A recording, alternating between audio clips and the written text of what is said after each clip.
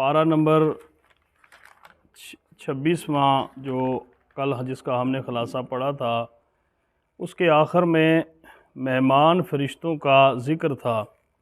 جو حضرت خلیل علیہ السلام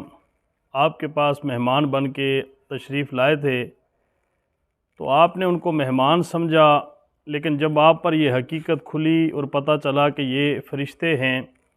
تو آپ نے ان سے یہ دریافت کیا کہ تم کس مہم پر آئے ہو؟ تو انہوں نے یہ بتایا کہ ہم قوم لوط پر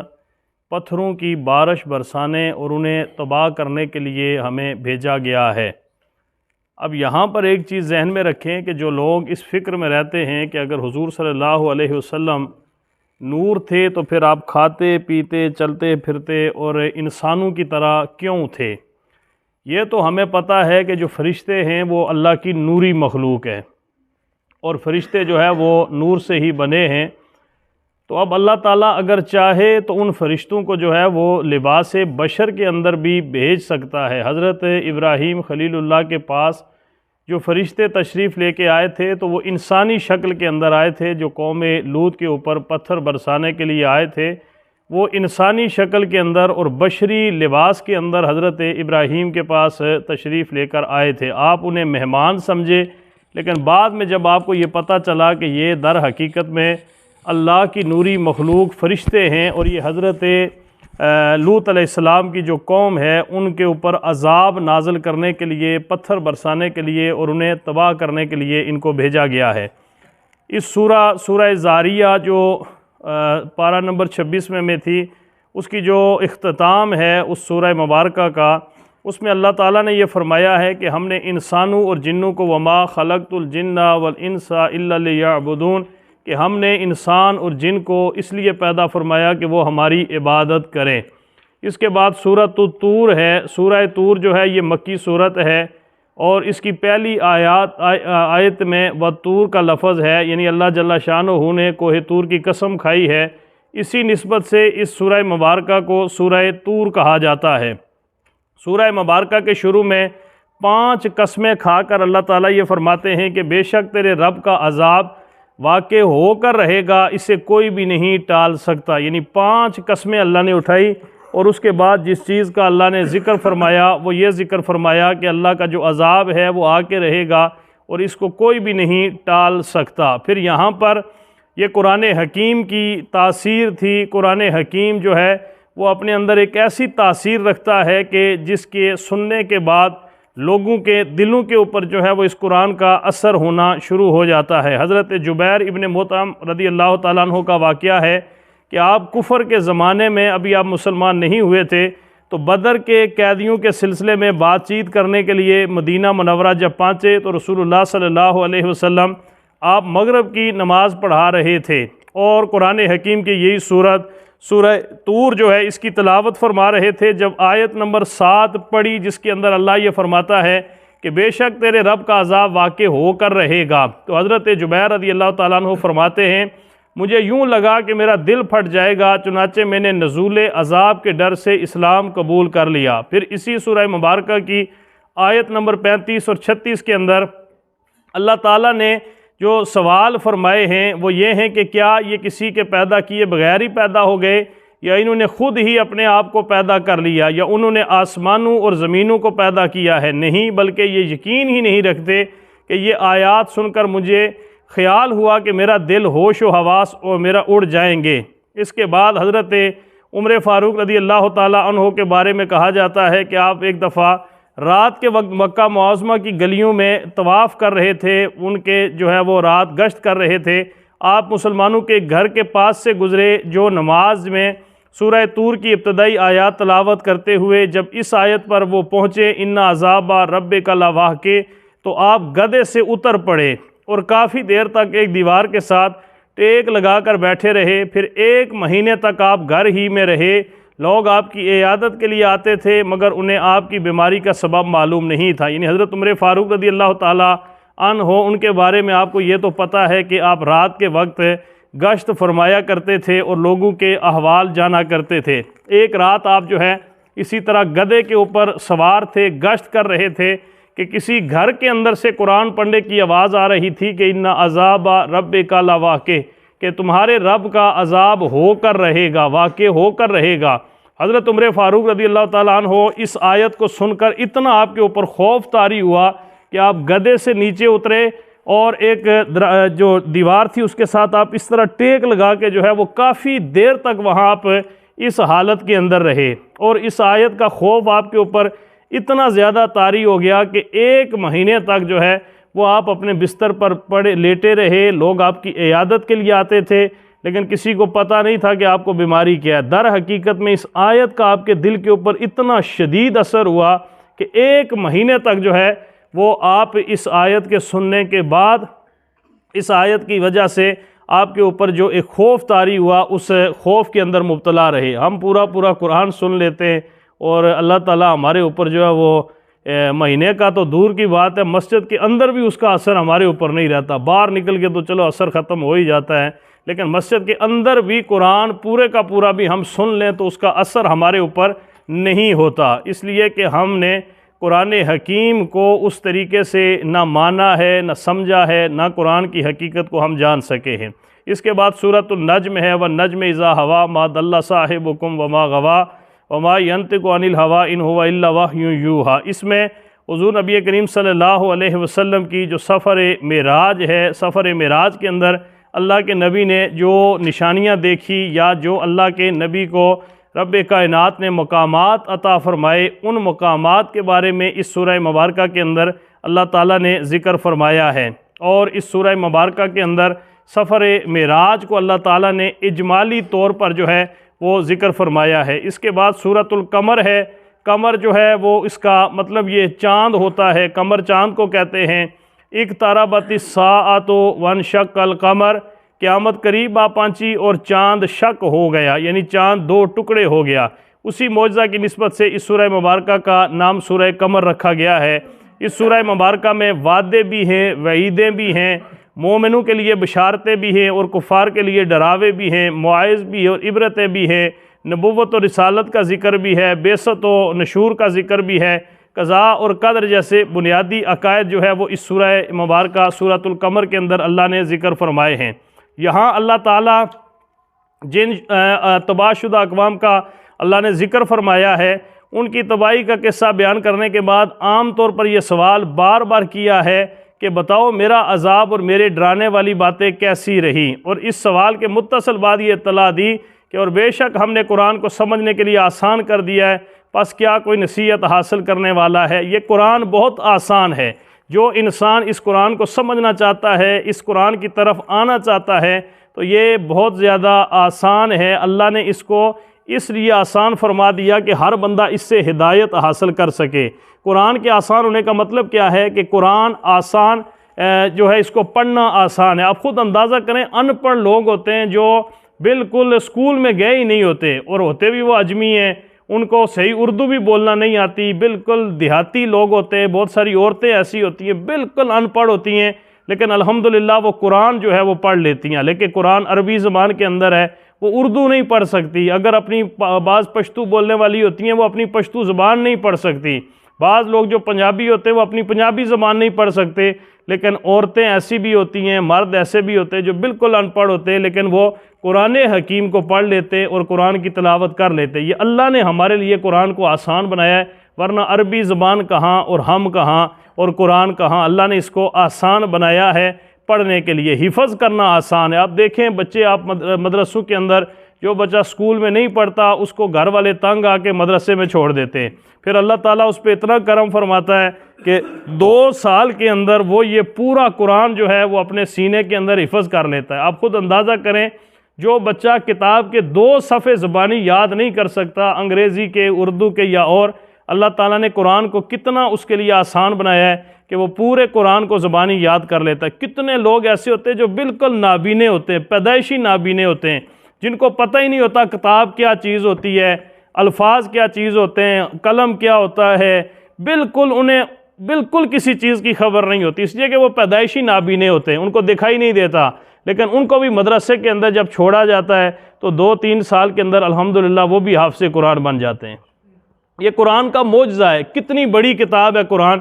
30 پارے ہیں اس قرآن کے اندر، اور ایک ایک پارہ جو ہے وہ اس کے اندر چار چار پاؤ جو ہے وہ ایک ایک سپارے کے اندر جو ہے وہ اللہ تعالیٰ نے یہ احکامات نازل فرمائے۔ آپ عام آدمی 40-45 منٹ لگاتا ہے دیکھ کے خالی قرآن پاک کا ایک سپارہ پڑھنے میں، 40-45 منٹ ایک آدمی لگاتا ہے دیکھ کے پڑھتے ہوئے، لیکن اللہ تعالیٰ نے یہ اتنا آسان کر دیا کہ ایک نابینا شخص جس کو بالکل پیدائشی طور پہ اندھا ہوتا ہے، نابینا ہوتا ہے، لیکن وہ بھی، اور بلکہ مسلمانوں کے اندر جو اکثر نابینے ہیں الحمدللہ وہ سارے کے سارے حافظ قرآن ہی ہوتے ہیں۔ جتنے نابینے آپ کو لوگ ملیں گے وہ ضرور کسی کو کسی کی بدقسمتی ہو کہ وہ نہ کر سکا ہو، لیکن اکثر جتنے نابینے لوگ میں نے دیکھے وہ سارے کے سارے حافظ قرآن ہوتے ہیں۔ اللہ نے یہ بھی معجزہ بنایا ہے کہ دیکھو یہ قرآن اگر حفظ کرنا چاہو تو کتنا، اس سے نصیحت حاصل کرنا آسان ہے، اس پر عمل کرنا بہت آسان ہے۔ اس کے آسان ہونے کا ہی نتیجہ ہے کہ ایسے دیہاتی بھی قرآن کریم کی تلاوت بسہولت کر لیتے جو اپنی مادری زبان میں چھوٹا سا کتابچہ بھی نہیں پڑھ سکتے۔ چھوٹے چھوٹے معصوم بچے اپنے سینے کے اندر اس قرآن کو محفوظ کر لیتے ہیں۔ جب صاف دل والے اسے پڑھتے اور سنتے ہیں تو آنکھوں سے آنسو جھلک پڑتے ہیں اور دلوں میں عمل کا جذبہ جو ہے وہ پیدا ہو جاتا ہے۔ قرآن حکیم اللہ کی طرف سے ایک بہت بڑی جو ہے وہ مسلمانوں کے اوپر نعمت ہے، لیکن اس کے باوجود بھی پتہ نہیں ہمارے اوپر قرآن کا اثر کیوں نہیں ہوتا۔ میں یہاں پر ایک بات، حضرت عمر فاروق رضی اللہ تعالیٰ عنہ کا دور تھا، تو ایک جو لڑکا تھا وہ ایک عورت کے ساتھ جو ہے وہ اس کا دل جو ہے وہ اس کا عاشق ہو گیا۔ روزانہ جناب اس کی گلی کے اندر وہ جاتا کھڑا رہتا۔ وہ عورت آخر تنگ آ گئی اور اس نے اس سے کہا کہ میں تیرے ساتھ جو بھی تو مجھے کہے گا میں شادی بھی کر لوں گی، لیکن میری ایک شرط ہے کہ تو 40 دن جو ہے وہ حضرت عمر فاروق کے پیچھے نمازیں پڑھ، بعد جماعت 40 دن تو نمازیں پڑھ، 41واں دن ہوگا تو تو میرے پاس آنا، جو بات تو کہے گا، اگر تو مجھ سے نکاح بھی کرنا چاہے گا تو میں تجھ سے نکاح کر لوں گی۔ اب جناب وہ نوجوان اس عورت کے محبت میں جو ہے نا وہ اس نے کہا کہ چلو گنتی رہ، میں 40 دن جو ہے وہ نمازیں 5 وقت عمر فاروق کے پیچھے پڑھوں گا۔ وہ عورت روز دیکھتی جناب، اس نے سر جھکایا اور شروع ہو گیا، عاشق کے نام رات تھا بیچارہ، نمازوں پہ لگ گیا روزانہ جناب، فجر کی بھی، ظہر کی بھی، عصر کی بھی، کہ بجائے اس کے کہ میں اس گلی میں کھڑے ہوتے ہوئے کتنے مہینے گزر گئے کوئی رزلٹ نہیں نکلا، خیر ہے 40 دن گزرتے کوئی پتہ نہیں چلتا، ایک نماز، دوسری، تیسری، 1 دن، 2 دن، 4 دن، 5 دن۔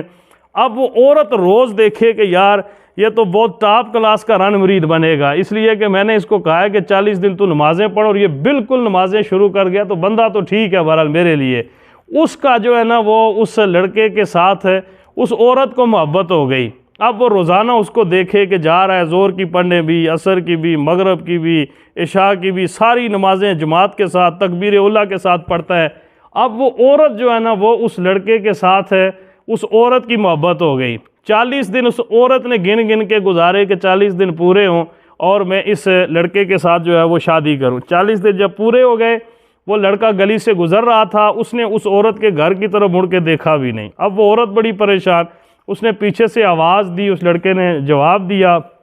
اس نے کہا کیا وجہ، تم بھول گئے ہو؟ اس نے کہا نہیں کوئی نہیں بھولا۔ اس نے کہا آج تم نے جو ہے وہ بالکل میری طرف مڑ کے نہیں دیکھا۔ اس نے کہا جی بالکل میں نے آپ کی طرف مڑ کے نہیں دیکھا۔ تو کہا تجھے وہ یاد ہے کہ جو اتنی زیادہ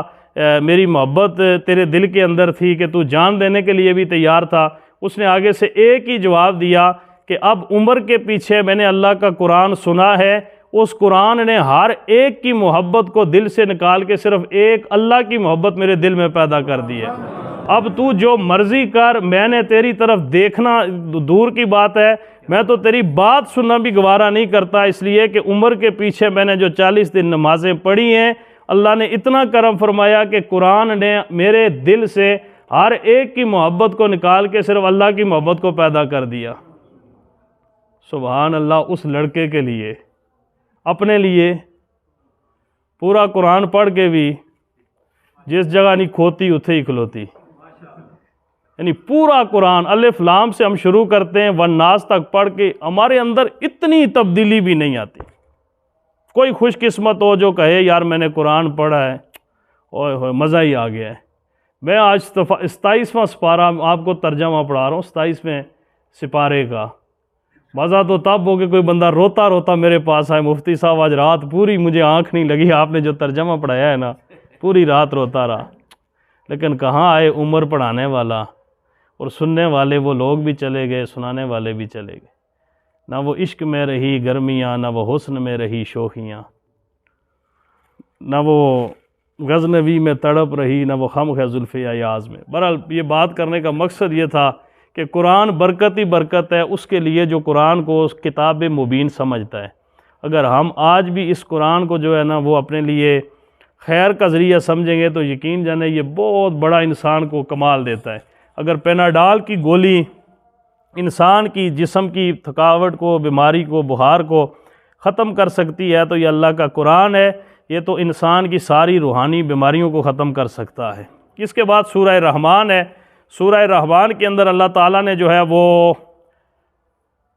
الرحمن اس لفظ کے ساتھ اس سورہ مبارکہ کو اللہ نے شروع فرمایا ہے۔ اسی نسبت سے اس سورہ مبارکہ کو سورہ رحمان کہا جاتا ہے۔ اس سورہ مبارکہ میں اللہ تعالیٰ نے اپنی نعمتوں کا کثرت کے ساتھ ذکر فرمایا۔ فَبِأَيِّ آلَاءِ رَبِّكُمَا تُكَذِّبَانِ، تم ہماری کون سی نعمت کو جھٹلاؤ گے؟ 31 مرتبہ اللہ تعالیٰ نے اپنی نعمتیں ذکر کرنے کے بعد اس بات کا ذکر فرمایا ہے کہ فَبِأَيِّ آلَاءِ رَبِّكُمَا تُكَذِّبَانِ، کہ تم رب کی کون کون سی نعمت کو جھٹلاؤ گے۔ یعنی اللہ تعالیٰ فرماتا ہے کہ اتنی نعمتیں میں نے تمہارے اوپر فرمائی ہیں، کون کون سی نعمت کو تم جو ہے وہ جھٹلاؤ گے۔ اللہ تعالیٰ نے اس سورہ مبارکہ کے اندر جو ہے وہ اس چیز کا ذکر فرمایا ہے، اپنی نعمتوں کا ذکر، پھر میری نعمتوں کو کیسے جھٹلاؤ گے۔ قرآن حکیم کی یہ جو سورہ مبارکہ ہے اس کو عروس القرآن بھی کہا گیا ہے۔ عروس دلہن کو کہتے ہیں، یعنی قرآن کی جو دلہن ہے نا وہ اللہ تعالیٰ نے اس سورہ حضور صلی اللہ علیہ وسلم نے اس سورہ مبارکہ کو کہا ہے سورہ رحمان کو کہ یہ عروس القرآن ہے۔ حضرت علی المرتضیٰ شیر خدا رضی اللہ تعالیٰ عنہ فرماتے ہیں کہ رسول اللہ صلی اللہ علیہ وسلم فرمایا ہر چیز کی عروس یعنی زیب و زینت ہوتی ہے، ہر چیز قرآن کی عروس سورہ رحمان ہے۔ یعنی سورہ رحمان کو اللہ نے قرآن کی زیب و زینت کہا ہے، جس طرح یاسین شریف کو اللہ نے قرآن کا دل کہا ہے، اسی طرح سورہ رحمان کو اللہ نے اس کا جو ہے وہ عروس کہا ہے۔ اس کے بعد سورۃ الواقعہ ہے، اذا وقعت الواقعہ، تو جب واقع ہونے والی واقع ہو جائے گی یعنی قیامت، اسی وجہ سے اس سورہ مبارکہ کو سورہ واقعہ کہا گیا ہے، اسے سورہ غنا بھی کہا جاتا ہے۔ حضرت عبداللہ ابن مسعود رضی اللہ تعالیٰ عنہ بیان فرماتے ہیں کہ جو شخص ہر رات سورہ واقعہ کی تلاوت کرے گا کبھی فاقے سے وہ آدمی دوچار نہیں ہوگا، کبھی بھی اس کے گھر میں فاقہ نہیں آئے گا جو روزانہ سورہ واقعہ اپنے گھر کے اندر تلاوت کرے گا۔ اس میں قیامت جو ہے وہ اس کا ذکر ہے کہ قیامت کس طریقے سے واقع ہوگی۔ پھر یہاں پر ستاروں کی قسم اٹھائی گئی ہے، اللہ تعالیٰ نے ستاروں کی قسم اٹھا کے فرمایا کہ یہ ایک بہت بڑی قسم ہے جو اللہ اٹھا رہا ہے۔ آج سائنس جو ہے وہ یہ بات ثابت کر رہی ہے کہ کائنات 500 ملین کہکشاؤں پر مشتمل ہے، اور ہر کہکشاں میں 1 لاکھ ملین یا اس سے کم و بیش ستارے پائے جاتے ہیں، اور یہ ساری کہکشائیں مسلسل گردش کر رہی ہیں، چاند مسلسل گھوم رہا ہے، زمین اپنے محور پر 1000 میل فی گھنٹہ کی رفتار سے گھوم رہی ہے۔ یعنی آپ گاڑی جس کے اندر بیٹھتے ہیں نا 100 کلومیٹر فی گھنٹہ کی رفتار سے چلے تو کتنی سپیڈ ہوتی ہے، زمین 1000 کلومیٹر فی گھنٹہ کی رفتار سے یہ زمین جو ہے وہ ایسے گھوم رہی ہے، اس کا چکر چل رہا ہے۔ سورج 6 لاکھ میل فی گھنٹہ کی رفتار سے گردش کر رہا ہے، 6 لاکھ میل فی گھنٹہ، یعنی 1 گھنٹے کے اندر 6 لاکھ میل جو ہے وہ سفر سورج طے کرتا ہے۔ اسی طرح ستارے ہیں، ان کی رفتار جو ہے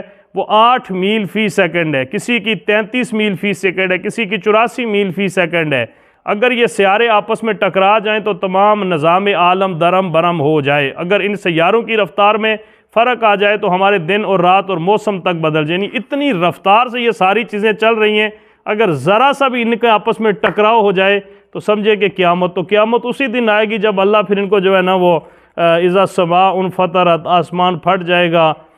والکواکب منتصرت، یہ ستارے سیارے بکھر جائیں گے، پھر سمجھے قیامت ہی قیامت ہے۔ ہم تو اس میں کیڑے مکوڑے ہیں نا، جب یہ ساری چیزیں ایک دوسرے کے ساتھ لگ کے